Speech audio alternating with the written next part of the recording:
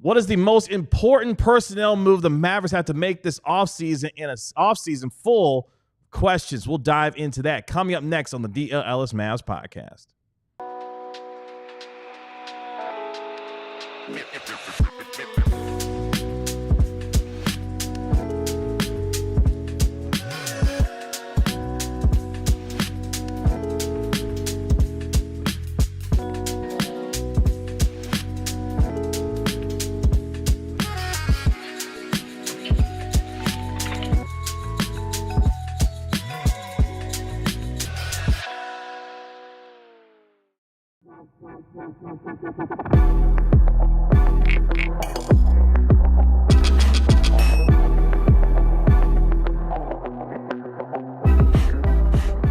Hey, what's up, DLLS Mavs Nation? It's your man, Kevin Gray, alongside Mavericks beat writer Tim Cato, Mavericks analyst Bobby Carella. We, of course, are DLLS Mavs. Appreciate you joining us here on this terrific Tuesday. Which personnel move is most important for the Mavericks this offseason? In an offseason full of questions, plus a little bit later on, we'll dial up the Stein line with our national NBA insider, Marc Stein. Appreciate all of you joining us here on DLLS Sports. Gentlemen, how are we feeling on this terrific Tuesday today? Wonderful. Fantastic. Never been better.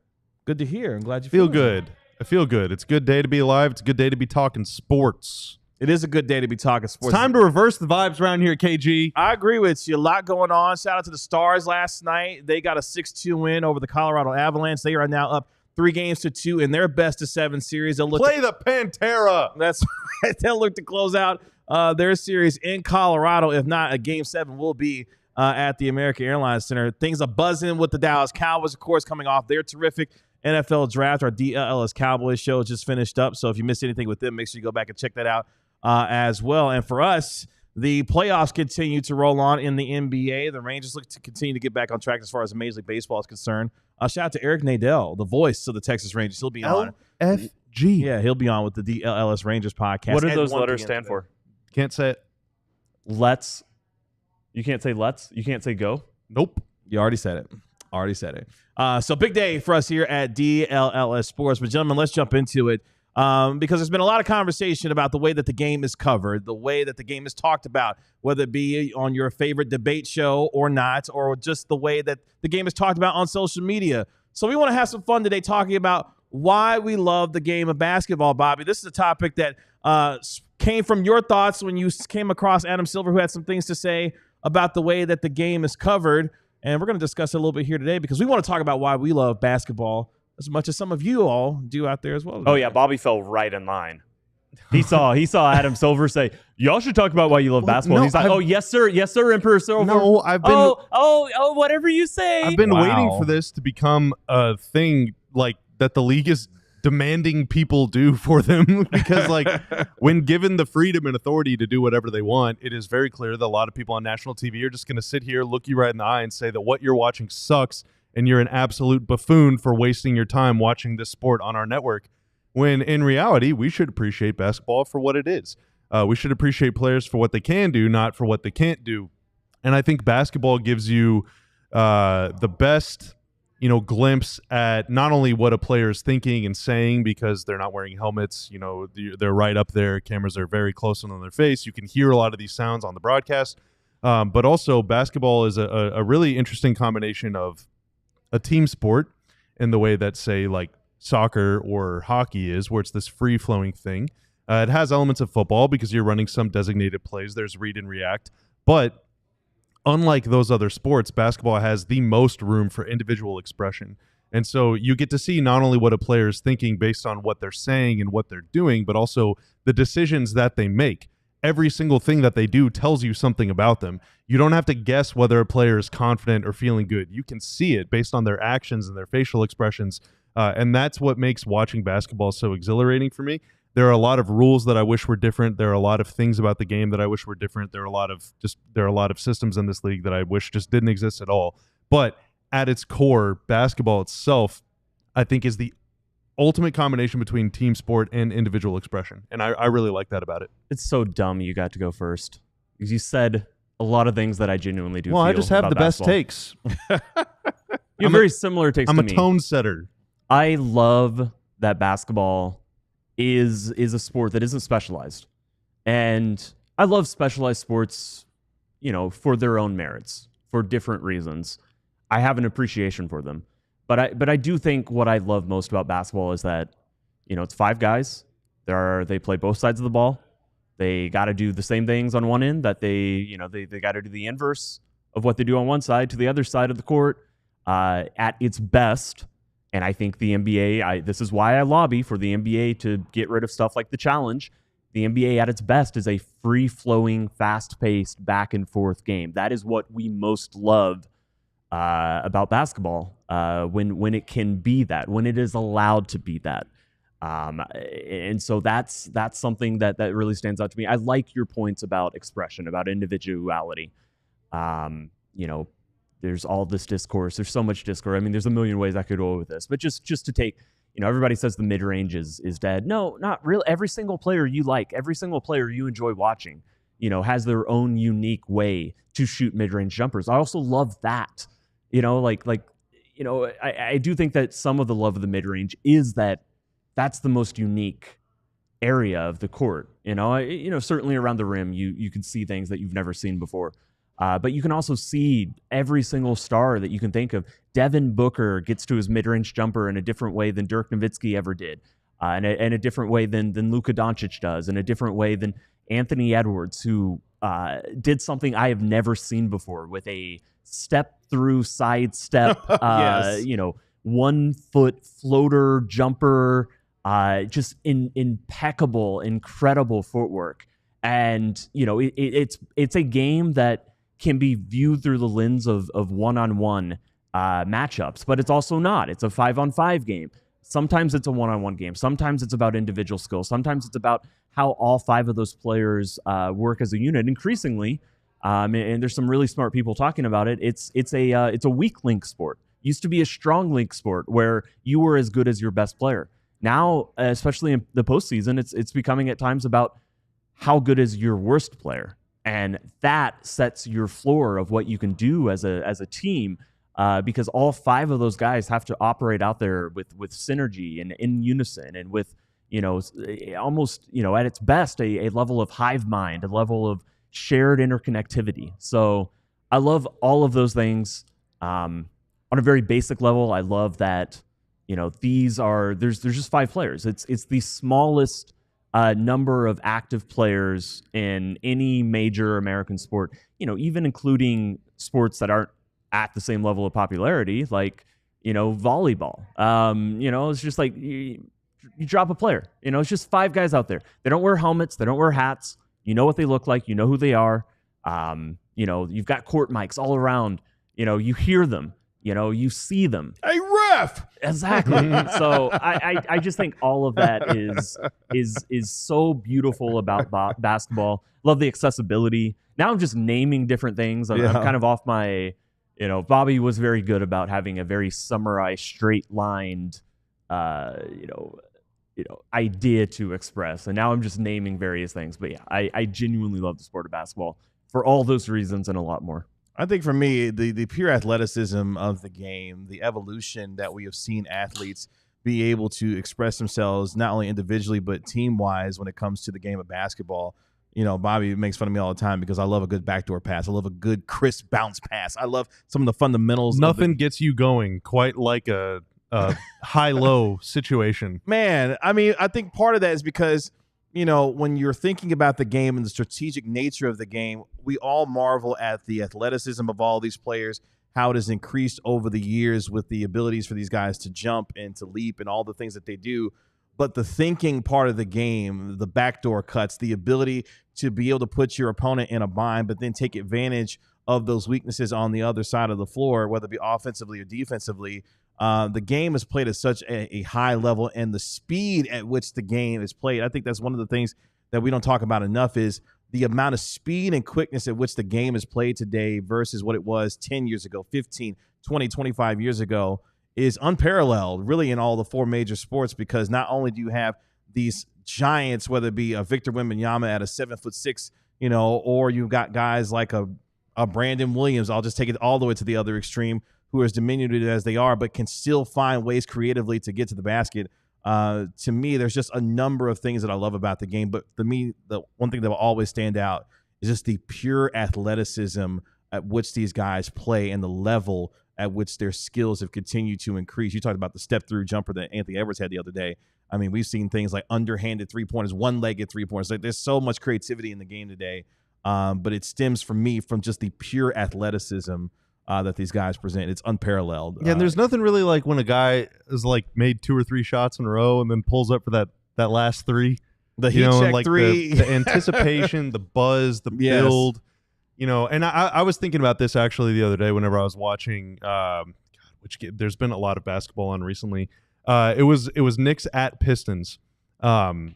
Pistons are up and the place is just rocking, and like I was thinking, man, they hit a shot at one point and New York called timeout, and I was like, man, there is nothing better than a home playoff game when the home team has it going and the road team calls timeout and the gym is going nuts. But then right after that, the Knicks answered with a run and took the lead, and Pistons called timeout, and I was like, man, there's nothing better than when the road team goes in the home team's gym in the playoffs and rips their heart out. And I'm like, it's all great. I love home blowouts. I love road blowouts. I love elimination games. I love big comebacks. I love big swings. I love runs. I love timeouts. I love big threes. I love big dunks. I love all the trash talk. I love the fake fights. Like, I love all of it. There's so many things about the game that I don't like. There's so many things about the league that I don't like. But you will never make me not love basketball ever. No amount of silly rules, no amount of exorbitant fees and ticket prices, unexpected trades, gazillionaires and horrible trades and miserable people making terrible moves and using their ego to justify it. Like, none of that stuff is ever going to make me not love basketball. I just wish sometimes the NBA could get out of its way, but not in the way of like, well, you should sign real tough guys and have them post up. No, dude, screw that. Leave that to the 90s. That was not fun to watch either. I mean, it was fine, but it wasn't as fun to watch as this. This is awesome. Let's lean in. And I think sharing a little positivity on the biggest platforms would be, I think, a useful worth of their time. Is there a game, a highlight, a highlight video that you guys ever come back to, return to? Let's say non-Mavs, like put aside all, anything that is very closely affiliated to us.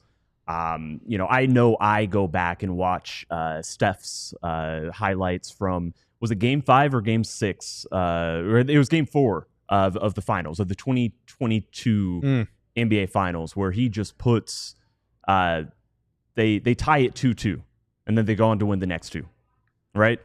And he just hits a number of absurd shots, like Bill Simmons recently said on his podcast, like, how can you hate Steph Curry? That's like hating Jobs. Oh yeah.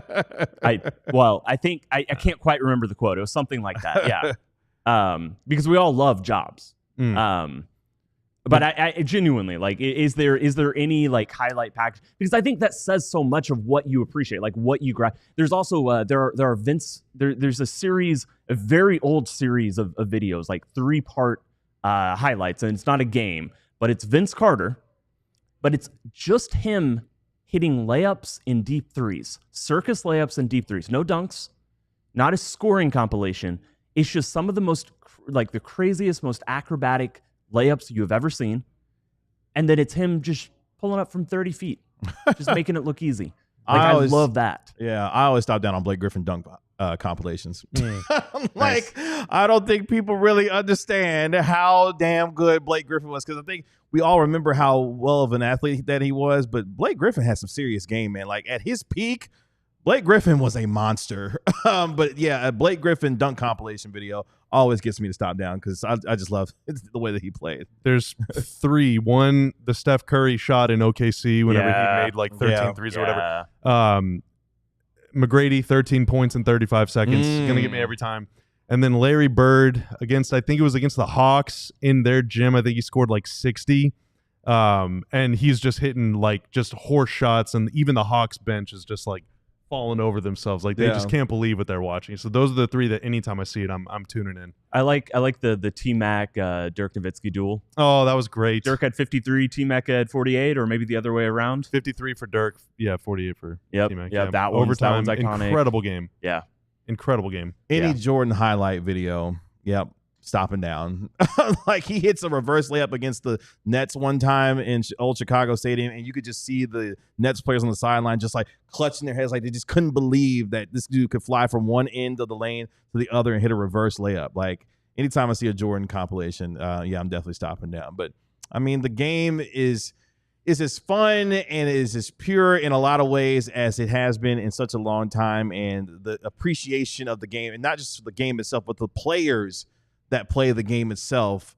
Would love to hear more conversation about the players that make up such a great game and the way that they go about it. Hey, Adam, you happy? You good now? Yes, Lord Is that Silver. enough? Because we're about to trash your product so bad. Now that we got that out of the way, we're about to say the meanest things about the NBA. You better be happy, though. We listened. We did it. He can stop down and watch this 16 minutes of so tune out now. That's right. Yeah. Coming up next year on the DLLS Mavs podcast, what is the biggest offseason personnel move that the Mavericks need to make, and the questions that they need to answer because of it? We'll discuss it next on the DLLS Mavs podcast. First, one of the most annoying things about saving money and managing your money is that it's really expensive to just know what's going on with your money. But not anymore. With Monarch Money, that thing acts like your personal CFO, and I'll tell you here in a second how you can save 50% off your first year in doing so. I have a Monarch Money account. I see where all of my money is coming in from and where I'm spending it on. I learned that I spend a little too much money at local restaurants and local establishments. Maybe I should scale that back, but the best thing about Monarch Money is that it will help set goals for that. It's not like, hey, dummy, stop eating out. It's like, if you do want to go to restaurants, here's how you can save money in other ways. Maybe you can set this goal say, that's more to slowly scale. Yeah, because I'm not changing. All right, I'm still eating out, so I got to save money elsewhere. Yes, but Monarch will help you do that. You can use it to set goals for yourself and so much more.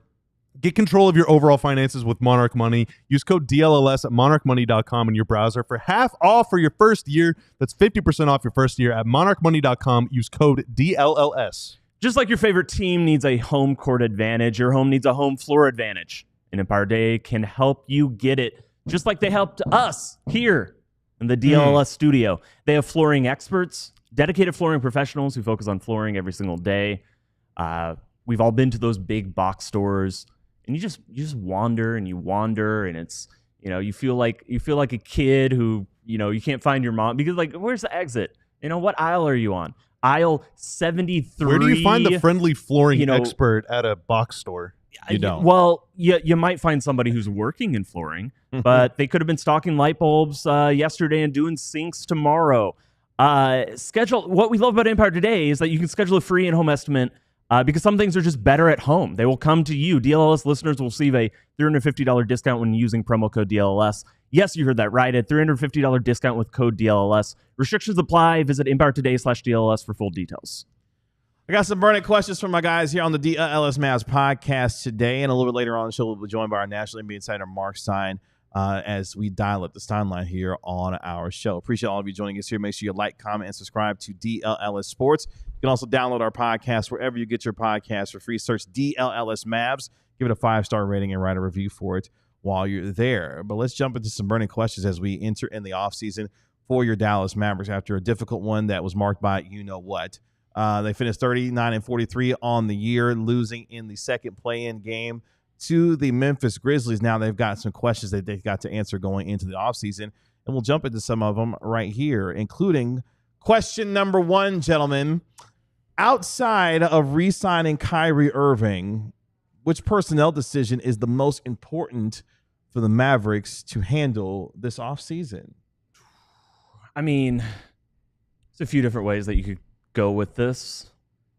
I'm trying to decide. I think I don't really want to say moving Jaden Hardy because salary implications. That's not a fun answer. I hope the best for the rest of his career. I do think that's pretty likely to happen. I would say drafting a player with what will likely be the 11th or possibly even 12th pick. Maybe they move up. We'll see. We'll find out. It's coming soon. It's a week from 7 days. 7 days away? No, 14. 2 weeks away. But I think drafting a player is really important. And I do think that the indications right now is that Dallas is going to go that route. Still a ways off. Still got to see what the lottery brings. Still got to see what the draft looks like. Still a lot to find out. But I think that we all know, even if this team is way better and can be improved based off where we think it stands right now with the current roster, that there's probably going to be some dark years ahead, some tough years. And I think if Dallas gets a player and hits on a player, they get a prospect that, turns out to be, doesn't have to be a superstar, but turns out to be someone who's enjoyable and fun and young and has a lot of room for development, can maybe be someone who, even when Dallas is going through this upcoming 4-year stretch where they don't have control of their first-round draft picks, where their very old roster is likely aging out, likely headed, this whole team's future is headed towards, a really rough stretch where you just got to wait it out. It'd be nice to have one player on the roster who, brings some joy and excitement, who's coming into their own, even if it's a younger player, even if it's not somebody who contributes now.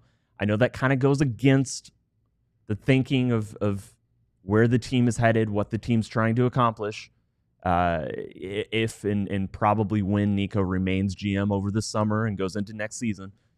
I just think that's really important for Mavs fans everywhere. My answer, Luke and Richard are talking about it right now in the chat. Daniel Gafford, what are the Mavs going to do? I think we can kind of skip to the conclusion with PJ Washington and say the Mavs are probably going to do whatever they can to keep him. That's a guy that Nico loves, and that's a guy that loves Nico. So match made in heaven. Here you go. Sign on the dotted line, pal. We move. Gafford, though, not so sure. You already have Derek Lively. You saw with Kai Jones that you can bring in a guy potentially, who's a little younger. Although Kai Jones isn't really that much younger than Gafford. But at any rate, and that can contribute and give you stats and give you some buckets and stuff. If you choose to extend Daniel Gafford, then that means that you are super committed to playing two bigs, because AD is going to be around ostensibly for a while. Derek Lively is around, we think, for a while, unless they trade him for Giannis or something this summer. If you keep Gafford, then two bigs are here to stay, and that cements your vision, and that means that everything else will fall in line from there.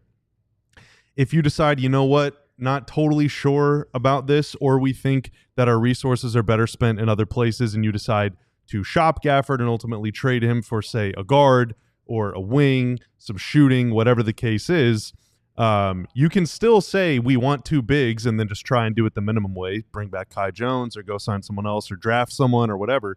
But Gafford is kind of the swing piece. He makes $13 million-ish, $14 million-ish dollars. The Mavs, every penny counts right now.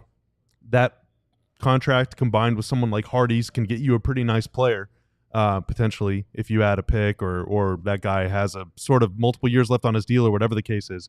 So that to me is the number one thing to watch, is what they do with him. Do they extend him or do they trade him? It's kind of a S or get off the pot situation right now with him.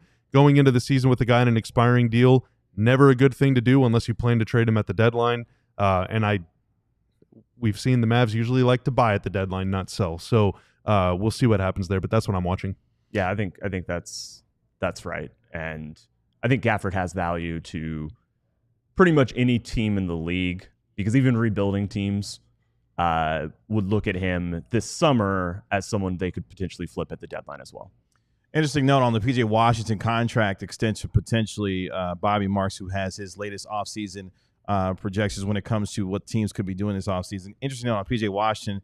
So he is eligible to sign what would be a 4-year, $89.2 million extension this summer for the Dallas Mavericks. Now, he would be able to sign that beginning on August 29th, so it would be a little bit of a while before the decision is made. So tough, man, because which PJ are you getting? And that's, to me, me, getting good PJ, steal. Yes, and honestly, that leads right into my next question, honestly, because the question being, which Maverick needs to improve most this summer going into next season? And that's the answer for me, is PJ Washington, because if we're going to be talking about him getting a potentially $90 million contract extension, The ball handling in a lot of ways has got to improve. They asked a lot of him when it came to his ball handling responsibilities this year.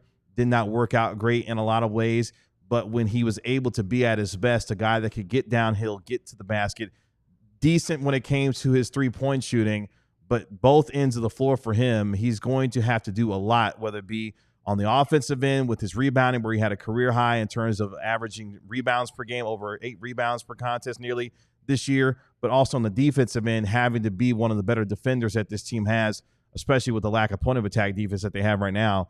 PJ Washington is the answer for me in terms of the Maverick that needs to improve most this summer going into next year, because if you're going to give him that kind of money, he's got to be able to be much more consistent in terms of his ball handling, but also the Swiss Army knife nature of his game lends his importance to be that much more going into next year. Got to be able to shoot, man. Yeah. Because if they're going to play AD at the 4 with Lively or Gafford at the 5, PJ's going to have to take 5 or 6 threes a game. Mm-hmm. And, I mean, down the stretch, you could not pay him to take a shot. Yeah. Like, he did not want to shoot the ball.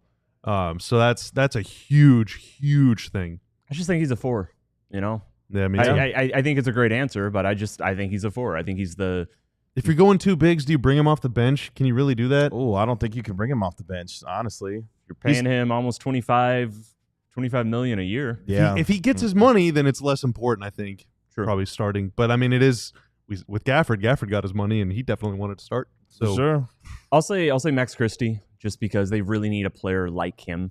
And I think there's a lot of reasons why Max Christie comes over. This was, with the Lakers, it was his first time full-time being in the rotation. Then he comes to Dallas, and he's averaging, in the 32 games he plays in Dallas, he's averaging almost 31 minutes a night.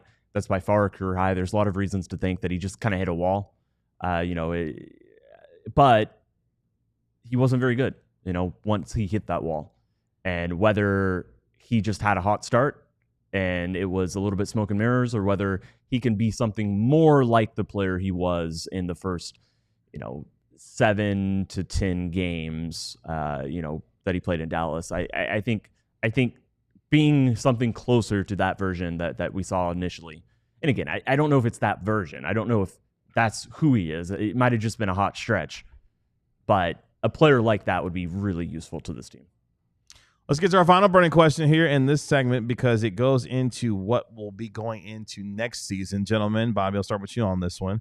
Which Maverick, based off this season, do you expect will take a leap going into next year? do I expect? That's right. Oh, boy. Yeah, I put you on the spot on this one. Expecting internal improvement is Well, I'll tough. say, I mean, hopefully AD just in terms of availability, but I mean, that's I expect Lively to get better if Lively is available. But I mean, that's the thing. Like, these guys need to be healthy, and if they're not, then nothing matters. So Health I guess notwithstanding. But today is the optimistic show. All right, we think good stuff today. So I'm going to say Derek Lively, because he will play 70. He'll play 62 games next year, and he will be really good. That's my opinion. Thank you. Okay. Yeah, I mean, to me, the difference between these questions, like who needs to improve, is I don't know whether they're going to do it. Who do I expect to take a leap? Brandon Williams. He looked awesome down the stretch of last season, Right. and I think he carries a lot of that over. So that's who I expect. I hope so. That's, I don't think he's going to carry all it over, and I think there is questions about, him doing it for 82 games, but I think I saw enough that I do expect a lot of what we saw at the end of last season to carry over. And that's real important. I expect the training staff to improve next year, because if not, then it signals that this organization does not prioritize training staffs.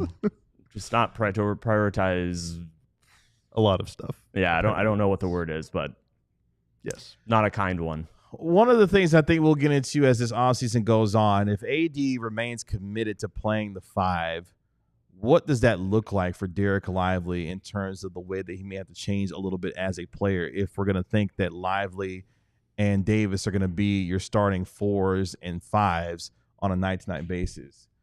I'm not sure what that looks like. Shoot the ball, man. But that's what I'm saying. Like, what kind of changes in Lively's game are going to have to be there in order for him to credibly be out there with Anthony Davis, if Davis is going to be committed to playing the 5? Because Lively, we saw how Committed good to playing the 4? or excuse me, yes, committed to playing the 4. Yes, thank you. I'm sorry. With him committing to play the 4, what does that look like for Lively's game? Because I personally believe that AD is better at the 5. The fact that we're still having this discussion 10 years into his career is still kind of wild to me. But I've always felt that AD as a center was better. And if that is the case, what does that look like if Gafford's going to remain on the squad as well? What does that look like for Gafford and Lively next year if you're going to be this big and go the Cleveland Cavalier route of the 2 bigs that they have in their lineup, night in and night out? But those will be questions that we'll continue to answer throughout the course of the offseason. Coming up next year on the DLLS Mavs podcast, we'll be joined by our national NBA insider, Marc Stein. He's got some news for us that we've got to get into as well. Plus, when it comes to it later on in our show, could the All-Star game be looking like this? We'll discuss that coming up next year on the DLLS Mavs podcast. But what can be better than barbecue and music? Nothing. According to Bobby, nothing. Lone Star Smokeout, LoneStarSmokeout.com. Coming up here on May 2nd through the 4th. If you want to get out and get some tremendous barbecue, test some amazing barbecue, here's some great country music as well, you've got to go and get your tickets at LoneStarSmokeout.com May 2nd through the 4th to be able to hang out and get yourself some fantastic barbecue. Barbie, why are you so excited about Lone Star Smokeout? Well, Kevin, I love barbecue. I love turkey. I love brisket. I love burn-ins. I love sausage. I love all of it. I love smoked meats. Interesting. Can we get that as a drop, Tanner? I appreciate I'll that. say cleaner. No, you don't have to. You love smoked meats. I love jobs. We all love that's right. LoneStarSmokeout.com. Get your tickets today, May 2nd through the 4th. The best barbecue, best country music out there today. LoneStarSmokeout.com. All right, weird transition, but we've got some big and little news to share. ALLCITY, including us here at DLLS, is teaming up with Big Brothers Big Sisters of America for an exciting 3-year partnership. This isn't just about sports, it's about community. Together, we're partnering Big Brothers Big Sisters, incredible youth mentoring programs with the passion and power of ALLCITY's local sports coverage to create something truly meaningful. The partnership kicks off over this weekend during the NFL draft. But obviously, it doesn't stop there. We're going to keep it going. We'll be working year-round to support Big Brothers Big Sisters through fundraising, content, events, and even opportunities for our team, and maybe some of you guys to get directly involved. We're excited to support youth mentorship that really makes a difference. You can learn more and see how to get involved at bbbs.org/allcity. Appreciate all of you joining us here on the DLLS Mavs podcast today. Let's welcome in our national NBA insider. You can always dial up the Stein line at the Stein line. He, of course, is Marc Stein. Mark! Wait, where'd you go? Oh, there he is. Mark, what's going on? Hi, guys. Profuse apologies that I'm not there next to you. This was a new one. I've been chasing this story that I just wrote about Steve Nash expanding his broadcasting career. And I've been chasing it, trying to get confirmations. And of course, I was literally in the car driving to the studio when I got the bat signal that I had enough to actually publish this. So I had to make a U-turn, rush back to the dungeon, post that story. And so I owe you guys one. Very apologetic. But I'm going to be joining remotely on every other show this week from LA. And I love you guys. Aw. We love you too, Mark. We know that duty calls, and it did call, as Steve Nash will be joining his good buddy Dirk Nowitzki as part of the Amazon Prime video coverage of the NBA alongside Taylor Rooks and Blake Griffin. He gets to join former Mavs employee Dirk Nowitzki. That's right. How many wins would that team have, in their primes? Taylor Rooks at point guard, and then Steve Nash, Dirk Nowitzki, and Blake Griffin. I guess Taylor Rooks is playing the 2. Steve is playing point guard. How many wins? Nobody? I'll give him 45. 45? In I'm saying in their primes. I mean, I don't know how good Taylor Rooks is going to be as a shooting guard, so that kind of... So Mark, are Dirk and Nash going to be like on the same team together, or are they going to be like different booths, or what's going on? Yeah, so Dirk's role is a studio role. The way Nash's role has been painted to me is he's going to work on both studio and as a game analyst, so I don't know the exact breakdown, but there are going to be times that the two former Mavericks legends are reunited. The first time they're officially on the same team in more than 20 years. And I think Tanner has this ready. Dirk Nowitzki has already reacted to the news publicly. Look at that tweet. Kind of, that's saucier than usual from number 41. So Dirk saying, now I have to carry this guy again like I did over 25 years ago. In response to the news that Steve Nash will be joining him on Amazon Prime Video. Which is not exactly how it worked out 25 years ago. I think Dirk has more than once or twice noted that without Nash guiding him and, keeping him glued together, he wasn't sure that he even wanted to stay in the NBA after that rocky first season.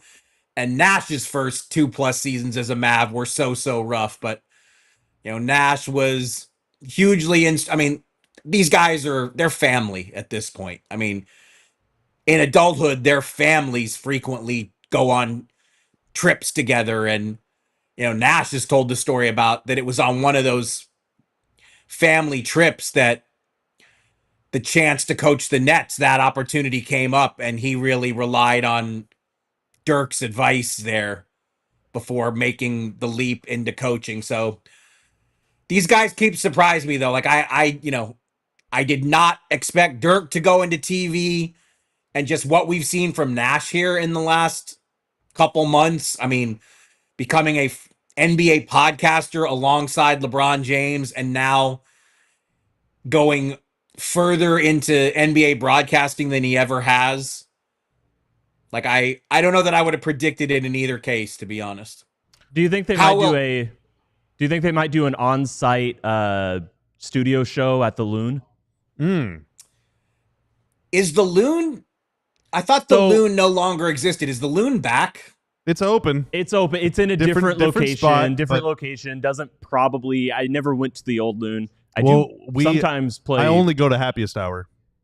That's right. Yeah. Right. Of course. But, of course. Yeah, the Loon is open. Yes, there is a new location of the Loon. It's a little cramped. It would be difficult to fit a whole studio show in there. Plenty of room at the Happiest Hour, as Bobby noted. Absolutely. Amazon Prime Video making a big splash in terms of what they're looking for their NBA coverage. Kevin Harlan, Reggie Miller already on board with Amazon going into next year. No, I think that's NBC. No. That's NBC. That's NBC. Ian Eagle's doing play-by-play for Amazon. Yes. I don't know that they've announced any other game analysts yet. But yeah, Taylor Rooks as the studio host, Dirk, Blake, Nash. If they have announced other game analysts besides whatever game work Steve is doing, I actually don't remember it. Yes. No, I appreciate the question. Yes, Ian Eagle with Amazon Prime Video. I mean, at this point, I'm scared that they're gonna the next announcement is gonna be Marc Stein is joining. Seriously, Mark, you're breaking right? all these Yeah, stories. You're getting all the good NBA celebrities. insider Marc Stein for Amazon Prime or Don't leave us, or Mark. NBC. Good I know gracious, Dirk man. is cool, but geez, man. Have they made overtures to you to come join? Nash and Nowitzki made overtures for you to come join over there at Amazon Prime at this point? I think Nowitzki and Nash have had more than enough of me intruding upon their lives and asking them annoying questions. So I think they'll be just fine. Oh, so Dirk went into the producer's office and said, "I will only work here if you promise not to hire Marc Stein." It wouldn't shock me. No, come on. Those guys, I mean, they're, I always say this, man, like our jobs are already incredible, but and this is why I just, in general, I feel sad for 25-year-old me, because I just think it's so much harder to build the relationships that I was, that I had the privilege of being able to build. And it's just, and a lot of it is just because when those guys were playing, we had so much more access to them. There were so many fewer walls between players and reporters. And when you were a traveling beat writer in those days, you legit saw more of those. You legit saw more of the players and coaches you were covering than your own family. So, like, but you know, the access that both of them have given me to cover them from close range, like you write a story and people go, "Man, that was an amazing story." Well, you have to get that close up view to be able to write with that kind of detail. So, you know, I'm knocking on wood as we speak. I will never forget how lucky I've been. And honestly, the generation before me, the stories they tell, like the Jackie McMullins and the Sam Smiths talk about, you know, covering the Jordan Bulls in their first incarnation and just like, you know, being able to go to the weight room when Jordan was working. I was just insane to hear how open it was back then. And then you just compare it to now and everything is a scrum and the media herded into the same little waiting space. Like at the Mavs old practice facility at Baylor, like, I mean, I could almost walk anywhere. I mean, and there were so many practices that it was literally like Richie Witt and I, or Dwayne Price and I, and that's it. Like that was it. 2 reporters. And so, and you know, this is supposed to be Dallas, this major media market. And you know, so like I said, I am very aware of how fortunate I've been, incredibly fortunate. Before we take our next break here, Mark, obviously we haven't had a chance to touch on this, and we know how much you love your soccer. Jason Kidd joining the Everton football club to be part of their ownership group there. Do you want me to deal with that now, or you want to do it after the break? You want me to stay? What do you guys want me to do? You got 3 minutes. So, yeah, I mean, Jason Kidd, you know, he was already part of the ownership group that owns the Oakland Roots men's team and the Oakland Soul women's team in USL, which is a league underneath Major League Soccer in the American soccer structure. But, you know, Jason Kidd is very close with the Friedkin group that's based in Houston. And so the Friedkin group this season bought Everton. And, you know, Everton is a storied, longtime fixture of English soccer. They've been in the Premier League for the whole Premier League's existence, which dates to 1992-93. They're in the same city as Liverpool. Those are, you know, death rivals. And Everton was having a terrible time, like really off to a bad start this season, looking like a team that might get relegated. And they brought back David Moyes, their old manager, went on an incredible run. First, the Houston ownership came in, and so now they're American owned, and Jason Kidd had the opportunity to join this ownership group. And man, like, just an incredible, I mean, it's incredible. I've always thought that soccer and basketball are the sports that overlap the most, not necessarily because of what happens on the court or on the field, but top level soccer teams and top level NBA teams are both, there are so many international players in those cases. Like Premier League teams are literally bringing in players from all over the world. And so I know I'm not going to get this opportunity, but I would love to be a fly on the wall to hear what it's going to be like when Jason Kidd has his first sit down with the Everton manager, David Moyes, who's done this is his second time managing Everton. He's managed Man United, like he has managed West Ham. He's been a long time manager at the top level in England, and just the kind of stories they can share about managing players from all over the world. Like the soccer nerd in me would just love to kind of hear what those conversations are like. But the thing about Everton is if you go to England and watch soccer, this is their last season at Goodison Park, and Goodison Park is one of those traditional English stadiums that's just in the middle of a neighborhood. And now Everton next season is going to move to this fancy new stadium, and it's going to be amazing because fancy new stadiums generally are amazing, but like they're losing. Goodison Park is just an amazing place to watch a game. I've seen 5 or 6 games there over the years. So like, doesn't quite compare to Selhurst, Mark, but or Old Trafford, but whatever. It's not quite Intuit Dome. Yeah. Is there the wall in Goodison Park? Okay, Yeah, I'm where's gonna their pretend. Jumbotron? I'm gonna pretend that they need a jumbo. I'm gonna pretend I didn't hear what Super Kev said. Bobby Carella, have you actually been to Selhurst Park? Because I this have. is knowledge that is awesome. I can't believe we haven't discussed this at length. Oh man, we got to. Yeah, we got to talk. Palace going to the FA Cup final. We should try and get over to England. Take in that game. Palace versus City. Anyway, Selhurst Park is where I saw my first live game on English soil. Oh heck yeah, that's awesome. all right, enough of that. Anyway, Stein and I aren't friends for the next couple weeks. You know, Yeah, Palace I know. versus Man City. Yeah, no, we'll get into some of that Throw down. at another time because nobody wants to hear about. No, I'm just joking. We're gonna stay with our guy Marc Stein. I'm not coming up joking. here on the other side of the break. Could the All-Star game, Bobby Carella, be headed toward this format starting as soon as next year? We'll discuss that with our NBA insider, It's not on my list of things I like. Marc Stein, next on the DLLS Mavs podcast. Something that is on my list of things I like, though, are beautiful diehards here at DLLS Sports. That's Folks right. that are joining us along the way as we grow. Over the weekend, we surpassed the 22,000 subscriber milestone on YouTube. Holy moly, it's just incredible, all the NFL draft coverage that we had, end-of-season Mavs coverage, Rangers in-season coverage, Stars playoff coverage. Everything is happening right now. This time of year is one of the best times of years to be a sports fan. And if you want to be a part of next year's draft coverage, of next year's spring training and opening day coverage, of next year's Mavs and Stars playoff push and their first round adventures, well, then you should sign up to become a diehard right now so that you will be.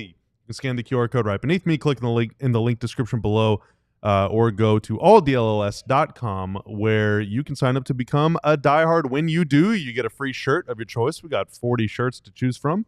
Let's go. Let's go, Kato. Superman. Okay, Kato. Just revealed himself. Okay. LFG. Fantastic shirts. They are They do have absolutely fantastic- I got beautiful one on shirts. And we myself also, right now. we got hoodies too. We got They're- flags and mugs and all sorts of stuff. What were you gonna say? Oh, the shirts, they're made from the Egyptian volcanic cotton. That's soil that No, Oh, that's jeez. the physical diehard That's card. one of these. It's different buddy. material. No, That's so right. so it's spun from the silk that the spiders who feast on the Indeed. volcanic Okay. soil Wow. Yeah. produce. So Wow. yeah, you know, Yeah, one of the most indeed. luxurious shirts you're ever going to put on your Yeah, put yeah, on your no, body. it actually Jeez. keeps you warm in the cold and it keeps you cool in the warmth. Like it's unbelievable technology. Wow. You get to read the entire website, all the written stuff from Tim Cato on the Mavs beat and folks on the other beats in town. You get your physical diehard card. You get to join the Discord. There are so many reasons, folks, to become a diehard. Thank you to each and every one of you who have, and if you haven't yet, please consider. It might be the best decision of your life. As we bring back in our national NBA insider, Marc Stein, you can always dial up the Stein line at the Stein line as we continue toward the rest of the NBA playoffs. 4 games today, including one that tips off at 5 p.m. as the Pacers look to close out the Milwaukee Bucks. They're up 3-1 in their series. That game will tip off at 5 o'clock. Knicks looking to close out Detroit tonight. That game will tip off at 6:30. They're up 3-1 in their best-of-7 series. Boston also looking to shut it down and get Orlando out of there as that game will tip off at 7:30. They get the NBA TV treatment, does Orlando and Boston tonight. And then the series of the first round continues. The Clippers visit the Denver Nuggets tonight. That game will tip off at 9 p.m. with that series tied at 2 games apiece. That's been a dynamite series between the Clippers and the Nuggets. The first ever dunk buzzer beater won game number 4 for the Denver Nuggets over the weekend. Wait, Mark, I meant to ask. So, you know, did you have to call up Jae Crowder and, you know, kind of settle your differences when he quote tweeted you and tried to claim that you tweeted something incorrect? How did that all work out? Did he actually quote tweet me? Because I believe so. Yeah, I thought it was actually your account, and I'm obviously joking, but no, and it might have been like there were. I got a zillion of those quote tweets because, look, it's people forget. I hate that. I know that's like a joke when you say that. People forget, but. On the 8 and the Valley Oop, and hat tip Matt Weiner for coming up with Valley Oop. I believe he is the one who coined that phrase. After all the reviews, they actually put 0.7 of a second back on the clock. So Ayton was not technically credited with a buzzer beater, even though when you go back and watch the highlight, it looks like a buzzer beater. But, to be the actually guy, which I also don't like doing that either, but I guess I was that guy in that scenario. They actually did put 0.7 of a second back on the clock. So my pals at Basketball Reference, Bobby's favorite site, when you actually click on the link, when you click on links that show the buzzer beat, they Basketball Reference has every buzzer beater and every playoff buzzer beater. They have them all in the system in their database. The Ayton shot is not actually in there. So that's why Aaron Gordon is being widely credited for he's got the first buzzer-beating dunk in NBA and playoff Jae Crowder, history. sadly, I checked. He quote tweeted the NBA account, so I was wrong about that. So no beef to settle, but you were the first person who I saw make that stat clear, even though actually, even though in both ways, both that was the first one, and also the first clarification why value. Jae Crowder, the first NBA player to voluntarily follow me on Twitter. Oh wow, mine was Brandon Wright. Oh yeah, he ended up following me too. Yeah, wow. Later on, and Maxey and Brokoff, I think, came next. Nice. And then I stopped caring as much. Well, we like them. No, you didn't. Actually, I don't believe that. I think Tim Cato has a list of every NBA player following him that he checks daily. I think that's genuinely at some point in the past few years, just not as important.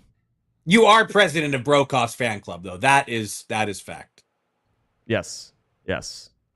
Well, as we transition, I'll claim that. There are one thing Bobby does not enjoy. I don't think he doesn't enjoy it as much as I don't enjoy the last 2-minute report. I'm over that bit. Like, we need to get rid of that. But Bobby doesn't necessarily appreciate the All-Star game. Doesn't like the All-Star game. But Stein, I think we have a way to maybe reel him in, because is the NBA considering yet another new format for the NBA All-Star game starting potentially as soon as next year? Yeah, so Adam Silver and Byron Spruwell have been doing interviews basically publicly admitting now what has been anticipated. And actually, Mark Tatum, the deputy commissioner, he talked about this early last season. So this was Can I briefly interrupt you? Mark Tatum once beat me at ping pong in Las Vegas. Very good ping pong player. That's so random. He schooled me. Dude, it wasn't even close. He's very good. It's so random. Just wanted to throw that out there. Mark Tatum is good because he beat Cato in ping pong. Headline. No, he's good at ping pong. I'm not, I'm sure he's great at his job too, but Anyway, what we're trying to talk about is USA versus the rest of the world, which, look, Bobby Carella has an ally here in not liking this, because even though there is not a writer on the basketball planet who has enjoyed covering the influx of international stars to the NBA more than me. Literally, my first story as an NBA writer was, I think, 36 years ago when the Lakers drafted Vlade Divac. So, there is no one who loves international basketball and international players in the NBA more than me. However, I don't see how the NBA can do this when there are 400 plus American players and 120-ish international players. You're going to give both of those groupings 12 All-Star spots? How on earth does that work? How on earth would that be fair? Now, to be clear, Adam Silver's comments, Byron Spruwell's comments this week, they've done interviews with The Athletic and some other outlets. They're saying international concepts. They're not all the way committing to USA versus rest of the world. But Byron Spruwell did basically say, look, our TV partner, our new TV partner, NBC, the All-Star game is moving to NBC next season. And it sounds like it's going to be in the afternoon rather than at night, because the Winter Olympics will be going on and they've got primetime coverage of the Winter Olympics. So sounds like That change is happening for sure. The All-Star game next year, LA, February 2026, will be an afternoon affair, whatever format we get. But Adam Silver, when he's been asked about this at various press conferences, even Adam has said that he doesn't love USA versus rest of the world. It would probably produce the best game. I think it could be the most intriguing game for us to watch. But again, like, how do you look at your 400 plus American players and say, yeah, you guys only get 12 all-star spots? I just don't know how that goes. Yeah, this just all reeks of, if we have to change the rules and the format every year, then maybe we just shouldn't do it anymore. That's just how I feel. Or I've said just it before, improve I'll the just keep saying essence it. of what the All-Star game used to be to begin with. You can't do that. The toothpaste is out of the tube. Like, there's no going back. Pop a shot contest. We get to watch these guys. We just talked about how Dirk and Nash are joining the 37th platform to host NBA games next year. You have to download 42 different apps just to watch the games. Like, we get enough basketball. We see all these guys all the time. There's nothing special about the All-Star game. It's not a high level of competition. Like, what are we doing? What are we doing? Yeah, the All-Star Weekend is now a convention. It is a convention for the league. It is a convention for everybody to go to one place, celebrate the league. Every player wants to be an All-Star. Players do not want to play in the actual game. And KG's idea is the best, Mark, about what we should do. Yeah, make the NBA Cup game the game of the All-Star Weekend. The two teams that make the NBA Cup tournament final, that is the game that should be the. And you know what? That's been on the board. That's been a discussion point for the league, and maybe they will try that someday. Because 2027. Yeah, give those two, like the two teams that make it, give them 2 extra days off to compensate for the game or the days that they lose for being an All-Star weekend, and those two teams will start. I guess it had to be 4 teams because you got to have an opponent for each one of them. But whoever those 4 teams are, they would start 2 days after the rest of everybody else, so that they can have a fair break as well, given the fact that they were actually playing a real game, or I guess a quote unquote real game. For NBA Cup there. Chances are it will be tried, because it just, like Bobby said, it's a format change every year, and it's what was passed will never be recaptured. I totally agree with. Just don't need. There's gonna be so many injuries. Like, it's gonna be like Frank Ntilikina on the world team. It's like, okay, I mean, like, fine. Well, that would be wonderful. That would be awesome. The world starting 5 would be dynamite. Like, the world starting 5 for that All-Star game would be literally insane. Not if they're not trying. Luka and Jokic are both wonderful players. They have given so much of themselves to destroying any entertainment value of the All-Star game. Like, then make Nico Harrison the GM of Team USA. It's pretty easy. Give them a reason to want to play. I don't see the issue with this. Ain't Anyway, no vacations during this All-Star weekend, okay? you guys want me to do my tankathon spin? Oh, real quick, since Stein is here, let's take a spin around tankathon. All right. I am hitting the button. All right. The number 1 pick is Charlotte, moving up 2 spots. The number 2 pick is Utah, moving down 1 pick. The number 3 pick is the Brooklyn Nets, moving up 3 picks. The number 4 pick is the Washington Wizards, falling twice. Dallas stays at 11. But I am screenshotting, and we will record this. And that's day like 6 of Tankathon, and they have not moved up yet. They haven't moved up yet. You guys did not tell. I didn't hear yesterday's result. What was yesterday's result? I think we forgot to do Mavs stayed at 11. The Rockets won the lottery yesterday, Mark. Jeez. Thanks to the Phoenix Suns' misery. No the Rockets will be getting No way. Yeah. And Portland That's moved what up happened? to 4. Yeah, that's right. The Rockets. Yeah. Is somebody keeping track? Because my ledger is already. We're screenshotting them all. We got them all screenshotted. My ledger is already out of date. Yeah, Mavs are over so far, but we're never over when you're on the program. We appreciate you joining us as you do, and we look forward to talking to you from the City of Angels over the next few days. So we appreciate you hanging out with us here on the show today, Mark. Any messages for 77? Make it a 7-game series. Ask Push it him- to 7. ask him how he's doing. Like the video, subscribe. That's Yeah, right. Yeah, get him to please. sub to DLS Sports Yeah. on YouTube. That's that's right. Like and Subscribe to DLS Mavs podcast on Spotify and iTunes. I really should be bringing him a diehard card, but we didn't think far enough You ahead. should. Bye, Mark. Bye, Mark. That'll do it for us here on the DLLS Mavs podcast. Appreciate our guy Tanner making us look good and sound good as always. Appreciate you, sir. We'll be back tomorrow at 12 p.m. right here on DLLS Sports. That's our Mavericks analyst, Bobby Curl. That's our Mavericks beat writer, Tim Cato. I'm your host, Kevin Gray. We are DLLS Mavs. We'll talk to you tomorrow at 12 p.m. right here on DLLS Sports. Y'all be good. Enjoy the rest of your day. Peace. We all silly like the mayor.